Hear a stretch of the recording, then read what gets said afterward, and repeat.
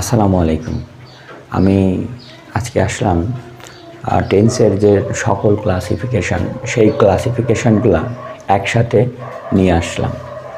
তো আমরা এর আগের ক্লাসে জেনেছিলাম টেন্সের ক্লাসিফিকেশন এবং টেন্সের যে মেইনলি থ্রি ক্লাসেস, এই থ্রি ক্লাসেসের ডিফিনেশনটা জেনেছিলাম। যাই হোক, আমরা পরবর্তী ক্লাসগুলোতে এই যে এখানে প্রত্যেকটা টেন্স ইজ 12 ক্লাসেস, এই 12 ক্লাস টেন্সের কী করব, একটা একটা করে এর বিস্তারিত আলোচনাগুলো জানব। তো আজকে যেটা নিয়ে আমি আলোচনা করব, আজকে হচ্ছে টেন্স এর ক্লাসিফিকেশান নিয়ে আলোচনা করব। ওকে, তাহলে আমরা টেন্স কেন এত গুরুত্ব সহকারে পড়ব? Because tense is the soul of English language. For that reason, we will be attentive, we will be careful about tense. Okay, so tense is mainly three classes. First one is present tense.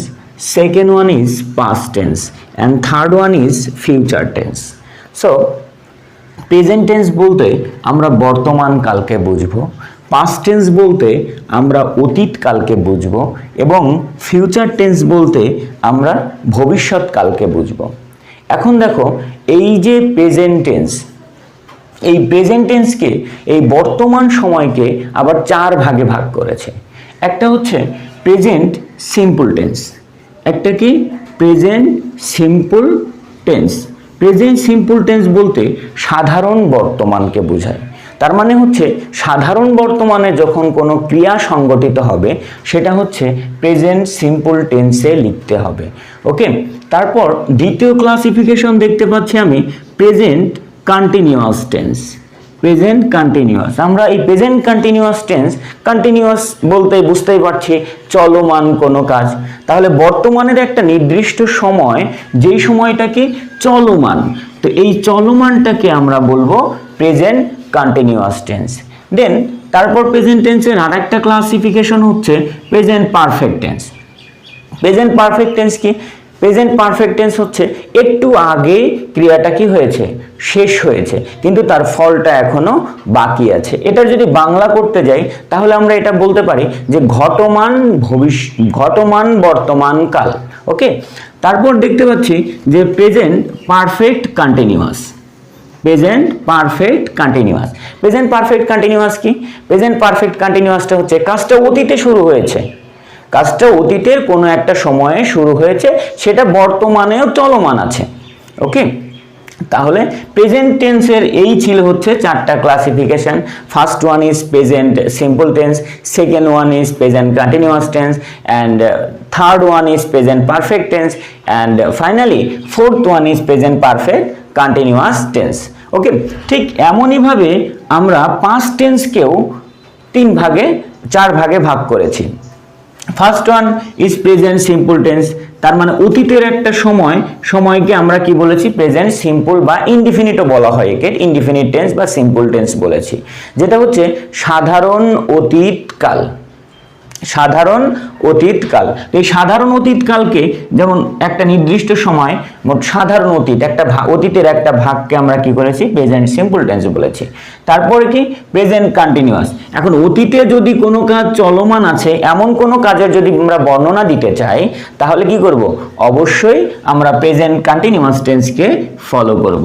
ওকে, তারপর হচ্ছে কি present perfect tense, past perfect tense. এই past perfect tense নিয়ে অনেক জটিলতা আছে। এই past পারফেক্টটা হচ্ছে একা একা কখনো বসতে পারবে না। যখন তুমি দুইটা কাজের বর্ণনা দিতে যাবা, দুইটা কাজ অতীতকালে সংগঠিত হয়েছে এমন দুইটা কাজের বর্ণনা দিতে যাবা, এবং সেই দুইটা কাজ অতীতের ভিন্ন সময়ে সংগঠিত হতে হবে, অতীতের ভিন্ন সময়ে সংগঠিত হতে হবে, তাহলে সেটাকে আমরা বলবো হচ্ছে পাস্ট পারফেক্ট টেন্স। ওকে, এখন যেটা গভীর, অতীতের দুইটা কোনটা আমরা পাস্ট পারফেক্ট লিখবো? অতীতের হচ্ছে যেটা গভীর অতীত, সেটাকে আমরা পাস্ট পারফেক্টে লিখবো। ওকে, তো তারপর হচ্ছে past perfect continuous.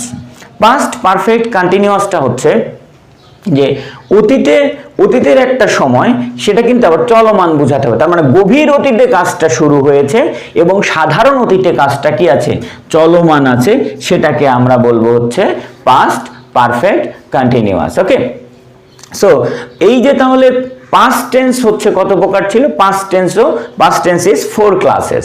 First one is present simple tense, past simple tense. Second one is past continuous tense.